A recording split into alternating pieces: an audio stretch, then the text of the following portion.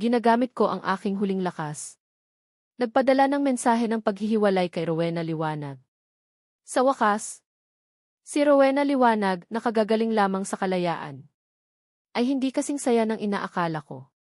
Sa sandaling siya ay iniwan ni Alberto magtanggol. Napagtanto ni Rowena Liwanag kung gaano siya pinagbigyan ni Bong. Nanghihiling siya ng tawad sa akin. Itinapon niya ang kanyang kayabangan. Ngunit sa pagkakataong ito, hindi na ako babalik pa. Hanggang sa ako'y mamatay. Naniwala na ako na hindi ako minahal ni Rowena Liwanag. Pagkatapos naming magtalo ng malaki, lumabas ako sa pinto. Hindi ako nakalayo bago ako naaksidente. Sa sandaling malapit nang mawala ang aking malay, ang tanging nasa isip ko ay ang sinabi ni Rowena Liwanag. Bong, ano ba talaga ang gusto mo para tantanan mo ako? Nang malapit nang mamatay ang isang tao, bigla kong naramdaman na ang patuloy na paghabol sa kanya ay walang saysay. Ginagamit ko ang aking huling lakas. Nagpadala ako sa kanya ng mensahe ng paghihiwalay. Ang 7 taon ng pagsasama ay tapos na. Gayunpaman, parusa siguro ito sa akin sa aking mga kasalanan. Kahit pagkatapos kong mamatay, ayaw pa rin nila akong patawarin. Kailangan kong makita si Rowena Liwanag. At kung gaano kasaya si Berto. Si Rowena Liwanag, pagkatapos niyang mapalaya ang sarili, ay walang kamalayan sa aksidente ko. At hindi rin siya nag-alala kung saan ako pupunta. Nang araw na matanggap niya ang mensahe ng paghihiwalay, itinapon niya ang lahat ng bakas na iniwan ko sa bahay. Habang ako ay nasa ospital, dinala niya si Berto sa bahay. Nakita ko ang mukha ni Rowena Liwanag na may lambing na hindi ko nakita dati. At para bang dinudurog ang aking puso. Napaulit-ulit na sumasakit. Sa kalagitnaan ng kanilang matinding pagmamahalan, walang ano-ano ay nagtanong si Berto. Bakit biglang pumayag si Bong na pakawalan ka? May nangyari ba sa kanya? Parang kinukurot ang puso ko. Ngunit si Rowena Liwanag ay bumulong lamang. Anong mangyayari sa kanya? Hindi kami magkasundo. Dapat niya itong matagal nang napagtanto. Huwag na siyang manggulo pa. At least sa hiwalayan may dignidad pa. Bigla kong naramdaman na ang aking maraming taon ng pagtitiyaga ay isang malaking kalokohan lamang. Kaya bumitaw ako. Hindi ko na siya guguluhin pa. Totoo nga, ang basura ay gustong-gusto ang mga lumang bagay na lagi kong iniisip. Gayunpaman, parang iba ang totoo sa kung ano ang inaakala ko. Sa wakas, si Rowena Liwanag pagkatapos lumayo sa akin at maging kasama si Berto ay hindi kasing saya ng iniisip ko. Sa unang araw na lumipat si Berto, nagtalo sila ng malaki na sobrang tense. Na kahit ako bilang isang kaluluwa ay nahihirapang huminga. Ang dahilan ng kanilang pagtatalo ay ang dekorasyon ng bahay matapos akong umalis. Doon ko lang napagtanto kung paano ko sinanay si Rowena Liwanag. Sa aming 7 taon na pagsasama, ano man ang gusto niyang gawin, palagi ko siyang sinusuportahan. Kahit hindi ako masaya. Kaya, hindi bababa sa ilang beses akong sinabihan ni Rowena Liwanag na wala akong sariling paninindigan. At dapat akong maging isang normal na tao. Ngunit ngayon, kasama na niya si Berto. Ngunit nakalimutan niya na si Berto ay tulad din niya. Isang henyo na hinahangaan ng marami. Paano niya siya mapagbibigyan tulad ng ginawa ko? Walang gustong bumigay. Kaya si Berto ay nakatanggap ng tawag mula sa studio. At umalis siya ng padabog. Si Rowena Liwanag ay tahimik na nakaupo sa sala. At nakatulala. Sa wakas, nagdesisyon si Rowena Liwanag na bumigay. Nakita ko si Rowena Liwanag sa loob ng 7 taon. Na hindi pa nakatapak sa kusina. At ngayon ay nagmamadali na siyang naghahanda ng hapunan. Para mapasaya si Berto. Nakirot ang puso ko. Bigla. Napasinghap si Rowena Liwanag. At dali-dali niyang hinawakan ang kanyang kamay na nasugatan ng kutsilyo. At nagtatakbong lumabas. Lumitaw ang isang dumudugong sugat sa kanyang kamay. At kung dati, tiyak na matataranta ako. At dadalhin ko siya sa ospital. O hindi ko hahayaang mangyari ito. Ang kamay ni Rowena liwanag ay para sa pagguhit. At isa siyang henyo. At hindi niya hahayaang masugatan ang kanyang kamay. Malinaw. Nasindak din si Rowena liwanag. Sa hindi inaasahang insidente. Hindi niya sinasadyang binanggit ang pangalan ko. At tumayo roon. Ang buong sala ay nabalot ng katahimikan. At walang nagmadaling lumapit sa kanya. Tumawa si Rowena liwanag sa sarili. At umalis. Sa hapunan, hindi niya ito natapos. Nag-order si Rowena liwanag ng pagkain. At naghintay hanggang hating gabi. Bago umuwi si Berto. Matagal nang lumamig ang pagkain. Yumuko si Rowena liwanag. At tinakpan ng kanyang mahabang buhok ang kanyang mga mata. Na nagtatago sa kanyang mga emosyon. Sa kanyang mga mata. Gayunpaman. Dahil sa 7 taon na kasama ko si Rowena liwanag. Alam ko. Na may apoy ng galit. Na tahimik na nagliliyab. Hindi napansin ni Berto. At nagulat siya. Nang makita niya si Rowena liwanag. Bakit gising ka pa? Nakaramdam ako ng tensyon. Kung ako iyon. Na nagsalita kay Rowena liwanag ng ganoon. Baka padabog na siyang umalis. At hindi na babalik ng ilang araw. Pero iba si Berto. Na siyang white moonlight ni Rowena liwanag. At may sapat siyang kumpiyansa at pagmamalaki. Tiningnan ni Rowena liwanag si Berto. At nagpatuloy ang kanyang matagal ng panunukso. Hinihintay kitang kumain ng hapunan. Bakit hindi mo sinasagot ang mga tawag ko? Sumimangot si Berto. At ayaw nang magtagal pa sa usaping ito. Sa susunod na linggo ay may eksibisyon sa Baguio. At kailangan akong pumunta. Kakasama pa lamang natin. Hindi mo ba maaaring ipagpaliban ang iyong trabaho? Huminto si Berto. At tahimik na tiningnan si Rowena liwanag. Lahat ng inihandang pag-ibig ni Rowena liwanag. Ay iyon lamang. Nagtalo na naman sila. At mas masahol pa ito kaysa kaninang umaga. Sa huli, walang gustong sumuko. Biglang hinawakan ni Berto ang kwelyo ni Rowena liwanag. Rowena liwanag. Napaka-spoiled mo na. Akala mo ba? Itatrato ka ng lahat tulad ni Bong. Mayroon din akong sariling trabaho. At pampalasa lamang sa buhay ang pag-ibig. Kung hindi mo talaga kaya, maghiwalay na tayo. At maaari mo nang iyong hanapin si Bong. At baka hindi pa huli. Gulat na gulat si Rowena liwanag. At malinaw na lumitaw ang kanyang panghihinayang. Nangailangan siya ng ilang sandali. Bago yumuko. At huminga. Pagkatapos ay niyakap si Berto. Huwag mo na siyang banggitin, okay? Hirap na hirap akong lumayo sa kanya. Siguro matagal na tayong hindi nagkakasama. Tiningnan ako ni Rowena liwanag. At sinubukang sabihin. Bigyan mo ako ng kaunting oras. At aayusin ko ang lahat. Tumahimik si Berto. Pero sa huli ay hindi niya siya itinulak palayo. Sa kanilang mga mata, ako ay isang magnanakaw lamang na sumusubok na sumulong. Kahit na magkasama na sila ngayon, natatakot pa rin sila na baka isang araw ay mabaliw na naman ako. At sirain ko ang kanilang relasyon. Nakaramdam ako ng kapaguran. At napaka-paranoid nila. Hindi na ako babalik pa. Dahil patay na ako.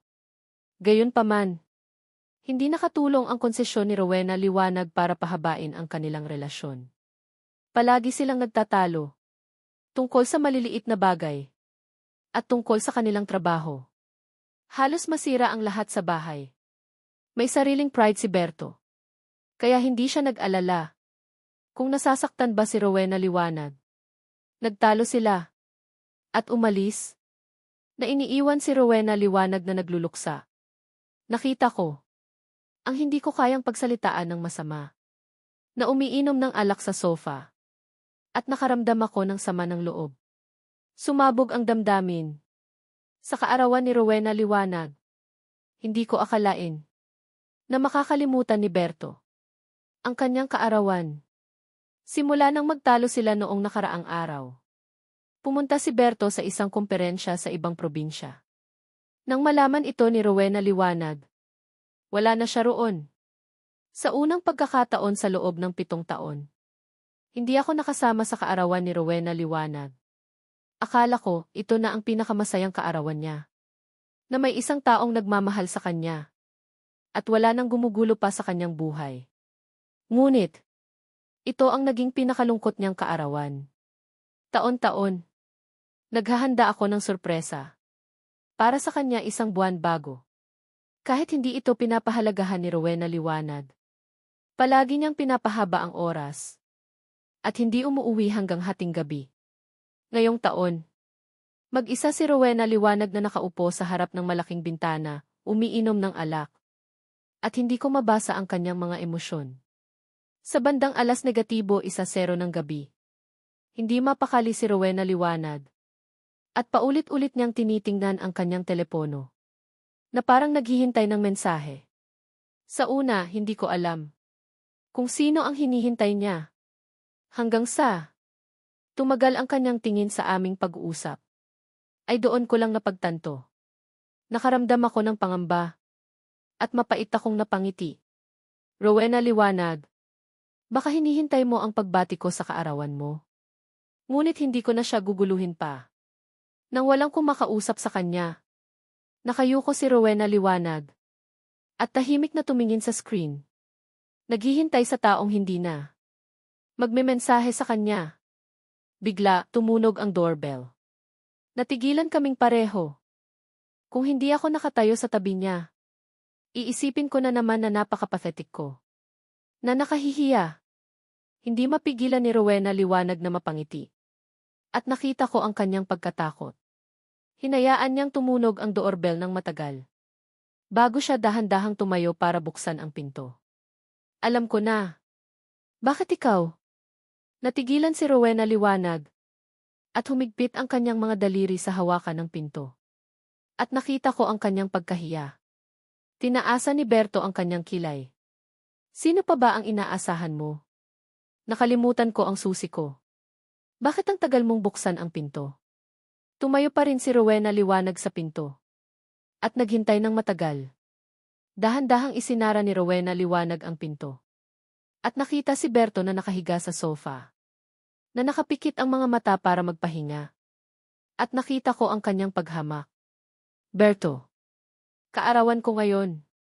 Bahagyang nagulat si Berto. At tiningnan ang kanyang telepono.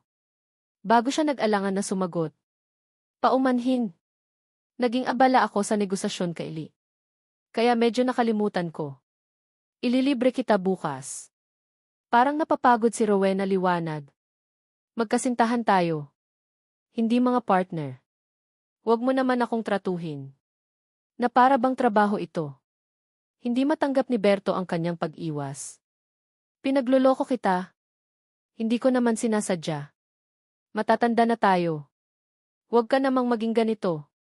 Hindi nakapagpigil si Rowena Liwanag. Kung nakalimutan mo, bakit naalala ni Bong? Hindi mo ba ako mahal tulad niya? Tumahimik ang lahat. At napagtanto ni Rowena Liwanag na may nasabi siyang hindi maganda. At galit na suntukin ang pader. Tiningnan siya ni Berto.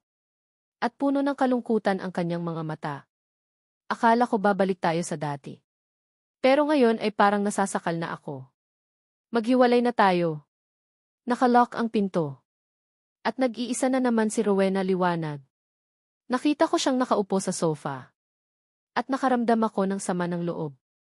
Rowena Liwanag, ito ba ang pag-ibig na gusto mo? Walang sumagot sa aking tanong. Tulala pa rin si Rowena Liwanag. Na tumitingin sa kanyang telepono. Hanggang sa tumunog ang orasan ng 12.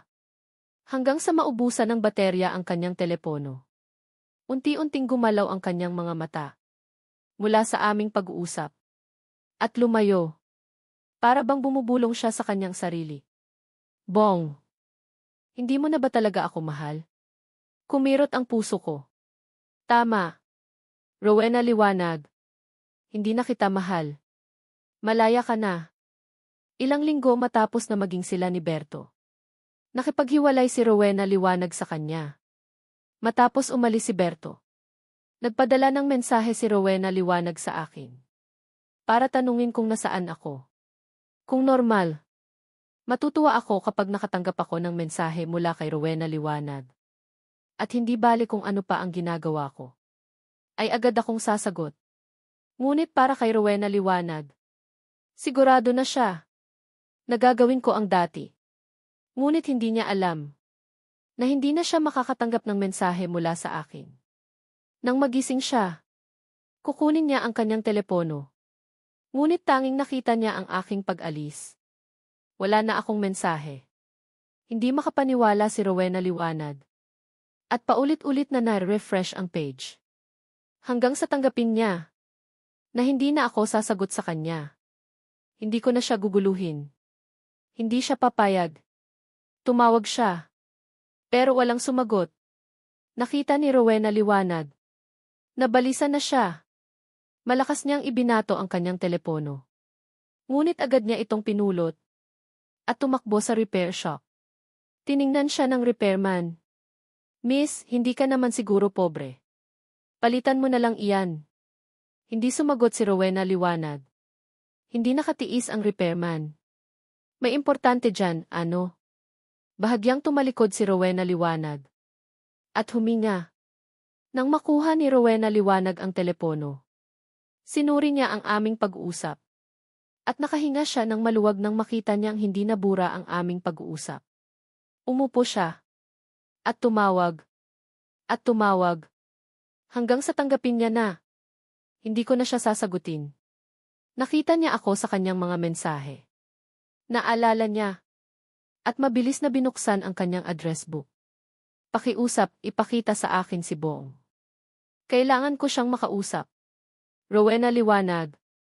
Hindi ba kayo hiwalay na? Puno ng pangamba ang kanyang boses.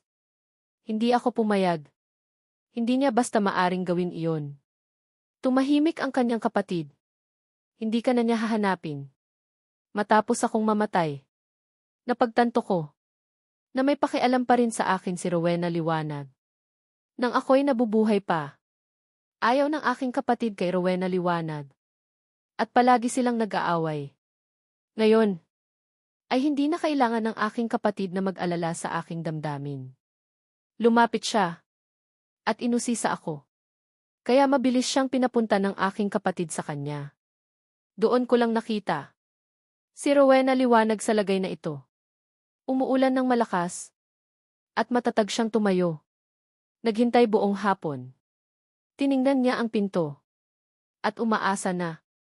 Ay magpapakita ako sa harapan niya. At magtatanong. Hindi ka ba marunong mag-alaga sa sarili mo? At kalilimutan ko na naman ang lahat. At iwi ko siya. Sa kasamaang palad. Hindi na siya makahihintay. Kapag lumabas ang sinuman sa kumpanya.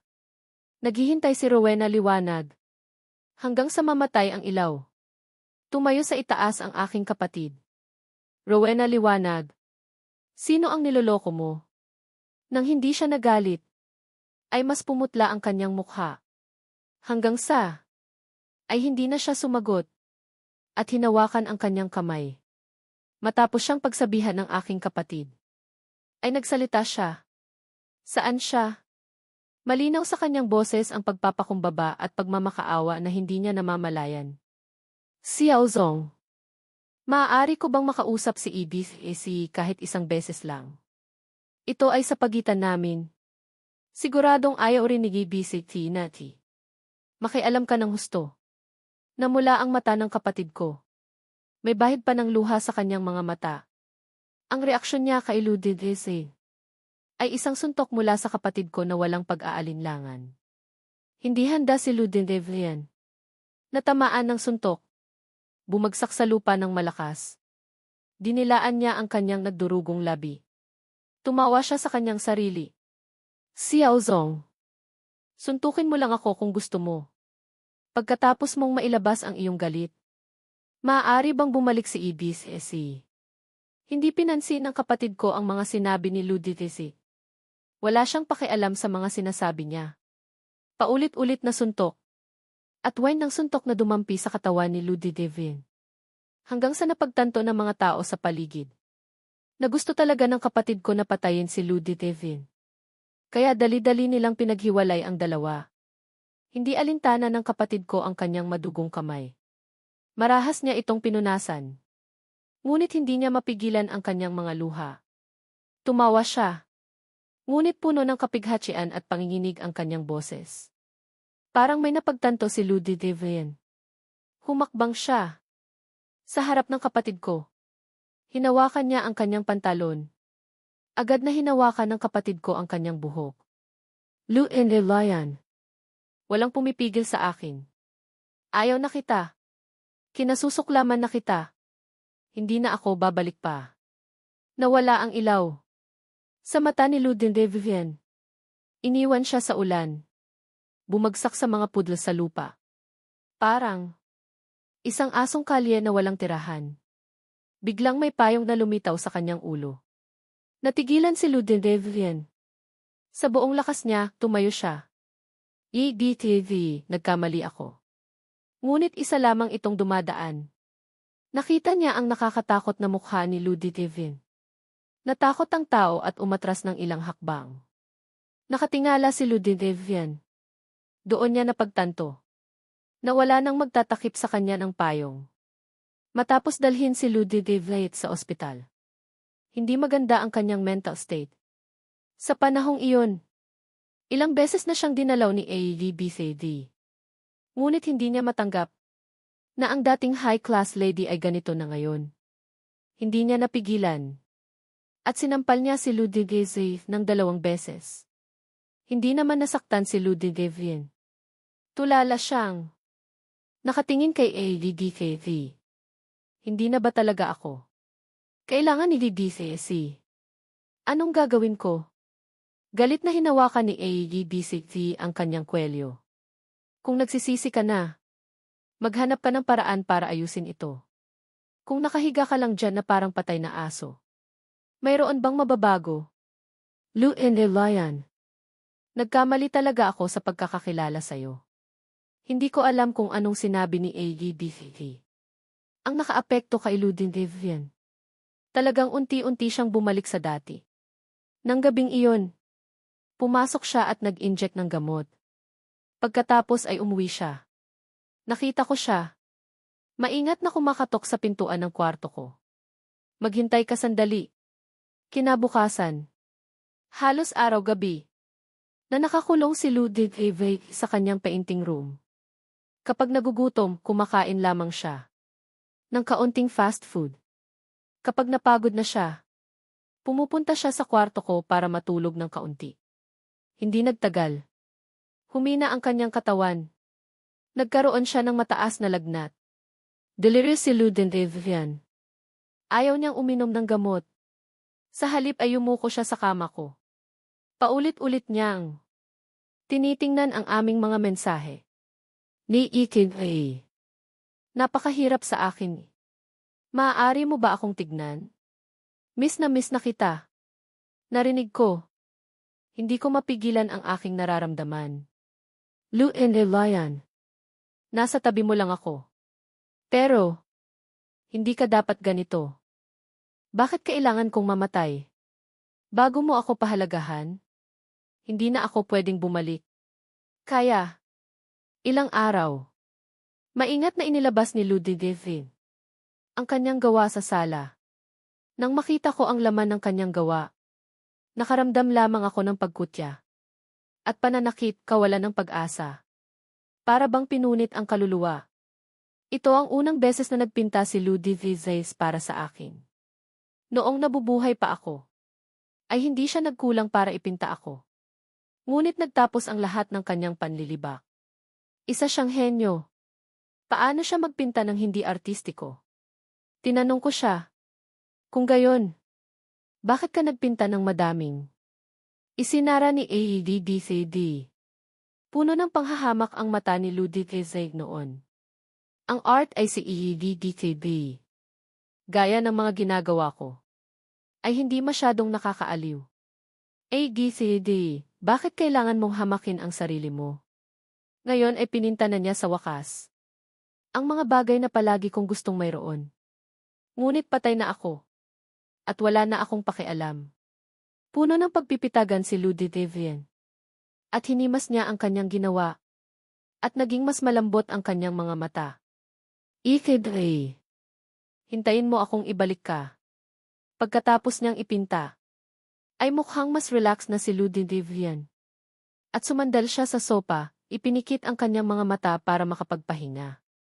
Sa buong silid, tanging ang broadcaster lamang sa G ang naririnig. Hindi nagtagal. Naramdaman kong naninigas ang aking katawan. Sa dihi ay may balita. Tungkol sa aking mga pinsala mula sa aksidente. Ipinikit ni Ludivine ang kanyang mga mata para makinig. Ngunit sa sandaling iyon, ay nagsimula ng manginig ang kanyang katawan. Bumagsak ang kanyang mga mata. Sa gilid, na para bang sinusubukang patunayan. Kung nagkamali ba siya ng tingin. Halos dumikit na ang kanyang mukha sa screen. Kahit gusto niya man itong aminin o hindi. Hindi nito mababago ang totoo. Isang putol na kwintas. Ang tahimik na bumagsak sa lupa. Iyon ang couple necklace. Na pinilit kong bilhin. Kahit noong araw na binili ko ito. Itapon sa basura ni Ludivine. Ngunit hindi ko pa rin ito tinanggal. Nakaupo si Ludivine sa lupa. At mukha niyang wala ng pag-asa. Hindi maaari. Bigla siyang tumayo. Dahil sa jet lag at kawalan ng tulog. Na-stagger ang kanyang katawan. At bumagsak sa lupa. Nagsimula na siyang dumugo. Ngunit wala siyang pakialam. Na-stagger siyang tumayo. Maingat na binalot ang kanyang ginawa. At nagmamadaling bumalik sa bahay ng pamilya V. Napakarami kong naisip tungkol sa mga sitwasyon. Tungkol sa pagkaalam niya na namatay ako. Siguro pagkatapos niyang maging sila ni AVBCV, ay malalaman niya na patay na ang dating humahabol sa kanya. Siguro iisipin niya na nararapat sa mga masama ang nangyari. At nararapat sa akin ang nangyari sa akin. Pagkatapos ay makakahinga siya ng maluwag. At mamumuhay ng masaya. Kasama si EVBCT. Baka mayroon pa siyang pakialam sa aming nakaraan. Pero ano pa man ang mangyari, siguradong hindi siya papatak ng luha. Dahil sa aking pagkamatay. Ngunit ngayon, lumuluhod siya sa harapan ng pinto ng pamilya I. Nagmamakaawa sa pamilya ko. Napayagan siyang makita ako. Sa sandaling ito, si Ludivine ay hindi na ang henyong mayabang. Na naalala ko. Lumuluhod siya sa ulan. Ginagamit ang kanyang buong lakas. Para protektahan ang kanyang ginawa. Ngunit napakalakas ng ulan. Kahit gaano pa niya gawin, ay makikita lamang niya na nababasa ang kanyang ginagawa. Gusto kong umalis siya. Pinalaya ko na siya. At mamuhay siya ng buhay. Na gusto niya. Ngunit hindi niya ako naririnig. At nagpumilit siyang maghintay. Para sa taong hindi nababalik. Matapos ang mahabang panahon, ay dahan-dahang bumukas ang pinto ng pamilya V. Bumuhay ng kaunti ang mata ni Ludivine. Ngunit nang makita niya ang lumabas, unti-unting namatay ang ilaw sa kanyang mata. Nakatayo ako sa itaas. At tahimik siyang tinitingnan. Na nakaluhod sa ulan. Hindi siya galit. Ngunit ang kanyang mata ay puno ng kalungkutan. Na hindi maalis. Nakatingin sa akin si Ludivine. Sinusubukang makita ang aking mga mata. Para kahit kaunting senyales. Ngunit malinaw. Nabigo siya. Pakiusap, pwede bang payagan si Bong? Na lumabas para makita ako. Kailangan ko lang siyang makita. Tumawa ako. At puno ng pangungutya ang aking mga mata. Ludivine. Minahal ka niya ng sobra noon. Ngunit paano mo siya tratuhin? 7 taon. Ginugol niya ang kanyang kabataan. Para mahalin ka. At tumanggap lamang ng iyong panunukso. Ngayon na wala na siya. Pumupunta ka rito para magpanggap. Nanliit ang mata ni Ludivine. Bago siya nakahanap ng boses. Hindi na siya. Tiningnan ko siya ng may awa. At hinatulan siya. Ludivine.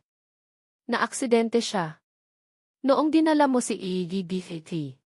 Patay na ako. Parang biglang minahal ako ni Ludivine. Matapos malaman ang aking pagkamatay. At bumalik siya sa bahay na naguguluhan. At umupo sa kwarto ko ng matagal. Pagkagising niya, paulit-ulit siyang tumatawag. Sa hindi na masasagot na numero. Sinabi niya, alam niyang nagkamali siya. At pinakiusapan ako na huwag siyang iwan. Ngunit alam nating pareho. Hindi na ako magiging katulad ng dati. Na araw-araw na bumabalik sa dati. Uminom siya ng alak para malasing. At nakipag-usap siya sa kanyang tiyan. At nahimatay sa kanyang bahay. Kung hindi siya nakita ni ADDFD, siguro kasama na niya ako. Gayunpaman pagkatapos niyang magising. Hindi bumuti ang sitwasyon niya. Sa pagkakataong ito, kahit saktan man siya ni ADDCD, ay wala na siyang pakialam. Nakatingala si ADDCD sa kama. Ano ba talagang problema mo? Dati ikaw ang pinakatalentado sa atin. Bakit mo sinisira ang sarili mo? Kumitid ang mata ni Ludivine. At tumawa siya sa kanyang sarili. Palaging sinasabi ni Gifty na isa akong henyo. Ngunit nagkamali siya. Ako ang pinakabobo. 7 taon na. At hindi ko pa rin maintindihan ang sarili kong puso. Napakabobo ko. Kaya hindi niya ako kailangan. Walang pwedeng makagulo sa kanya. Si Ludivine nang magising ay paulit-ulit na tinignan ang aming mga mensahe. Nakikinig sa aking mga voice message. Sinubukan niyang maghanap ng mga litrato ko. Ngunit kinasusuklaman niya ako ng sobra.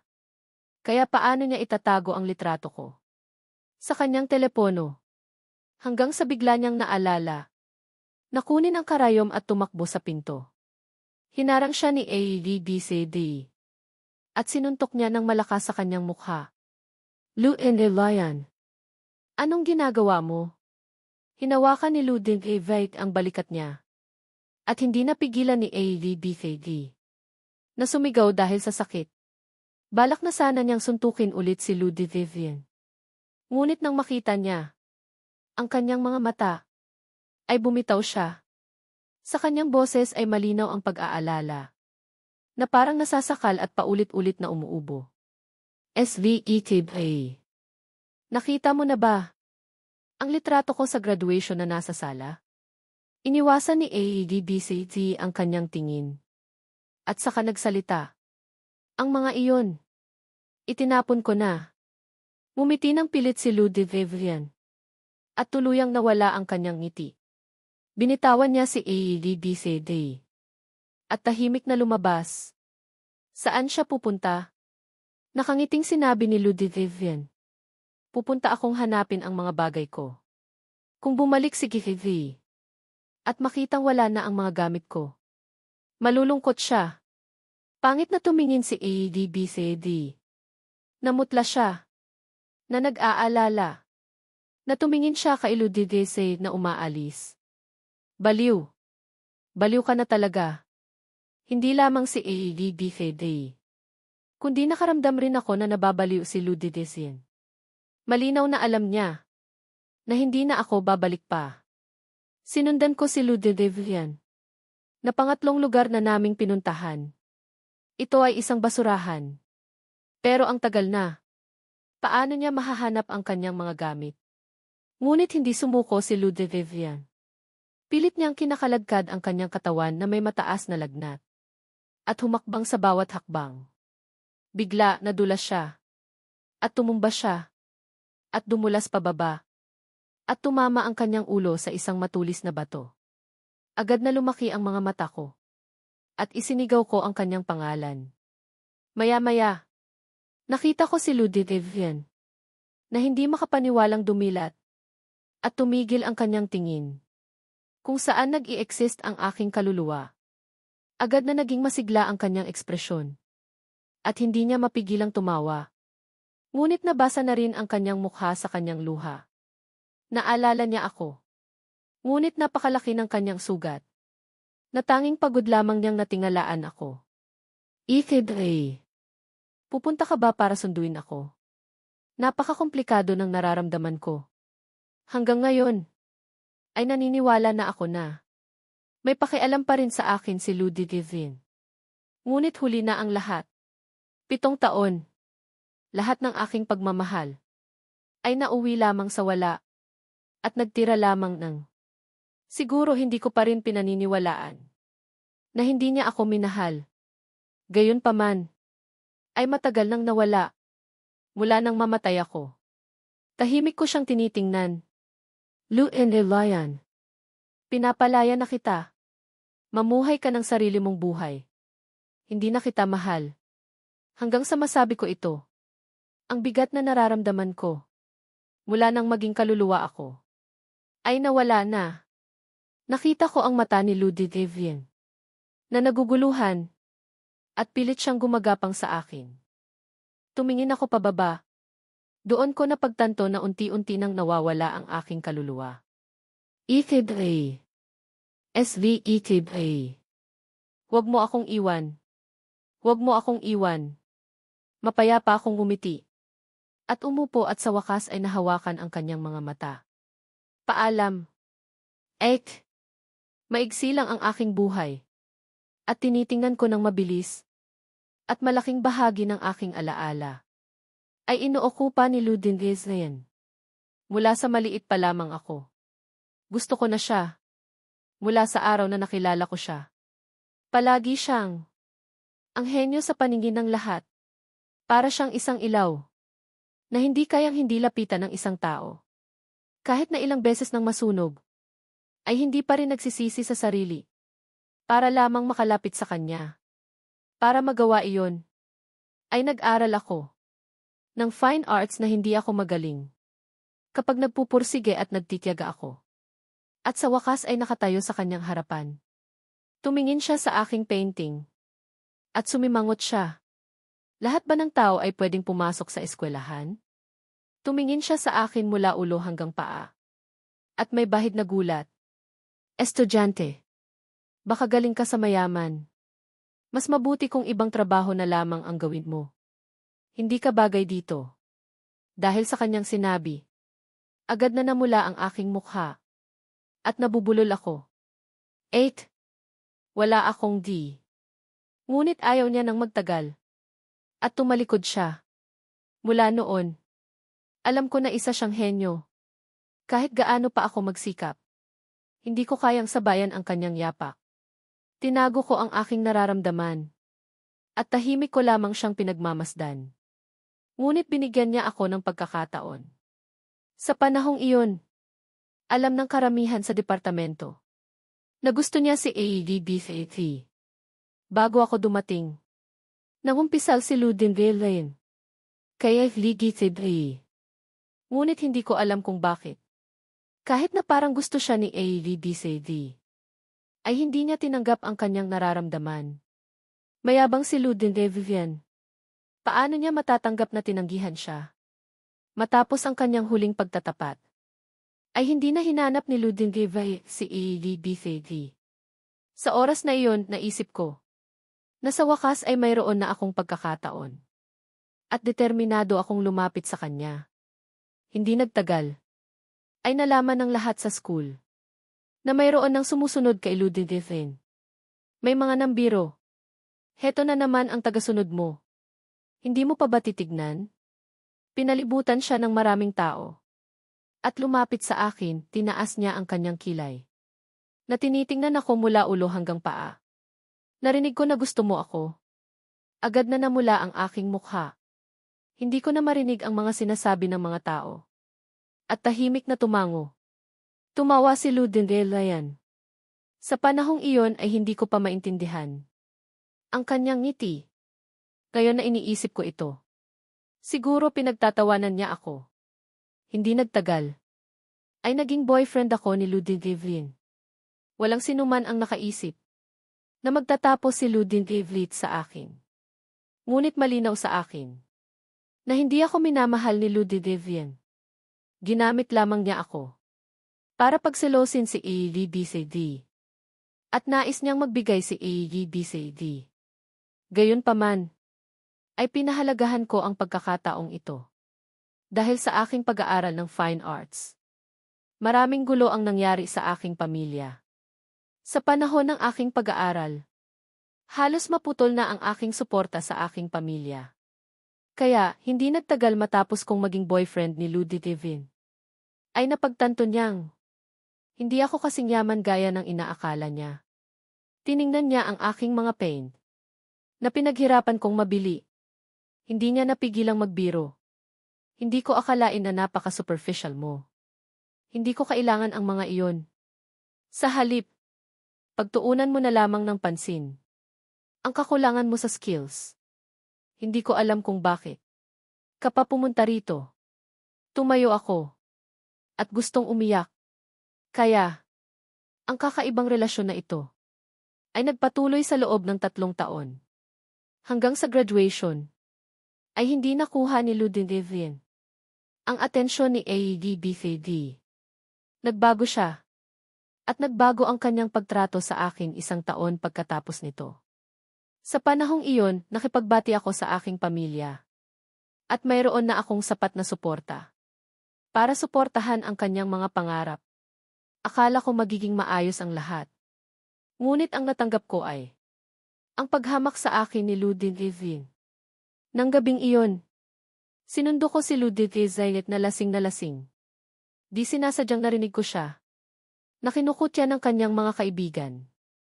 Hindi kayo pareho ni Gifiti at DDBCD. Umaasa ka bang magiging kasweet ni Gifiti si Gifiti? Kung tutuusin, mayaman na rin si ALBCC ngayon. Siguro masaya ka na sinusuportahan ka niya.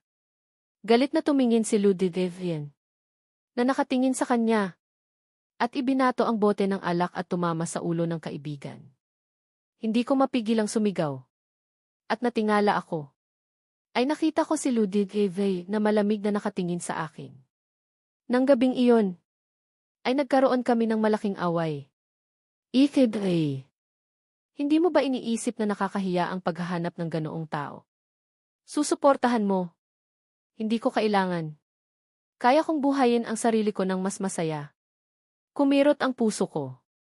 Lumabas na sa paningin ni Ludivine. Ang pagmamahal ko ay para bang ang kadena na bumibihag sa kanya, na nagpapadumi sa kanyang perpektong buhay. Ngunit sa sandaling iyon, ay matigas pa rin akong ayaw bumitaw. Patuloy kong tinitiis ang pagtrato niyang hindi pantay. At nasasaktan ang aking sarili. Hanggang sa nawala na ang aking pagmamahal. Sumuko ako. At hindi na nakikialam sa kanyang buhay. Kahit ako pa ang boyfriend niya. Hindi na ako nangangahas na tanungin kung saan siya pupunta. Ngayon na iniisip ko ito. Talagang nakakatawa ako. Hindi ko inaasahan na mabubuhay pa ako. Kahit sobrang sakit na ng aking katawan, sigurado ako na nabubuhay pa ako. Humihinga pa ako. Pumasok ang kapatid ko. Napagod na pagod. Nang magtagpo ang aming tingin, ay nagulat ako. At hinayaan kong bumagsak ang bote. Madami siyang sinabi, na halos hindi ko na maintindihan. Sinabi niya ang tungkol sa aking mga magulang, na parang tumanda ng 0 taon sa isang gabi. At tungkol sa mga ginawa ni Ludivine. Alam ko naman kung anong ginawa ni Ludivine. Baka dahil namatay na ako. Nang binanggit ko ang pangalan ni Ludivine, bahagya lamang kumirot ang puso ko. At bumalik sa dati. Ngayon na naaalala ko. Nang umalis ako, ay nasugatan ng malala si Ludivine at nakahiga sa labas. Naisip ko ito ng matagal. Pero hindi ko mapigilang buksan ang bibig.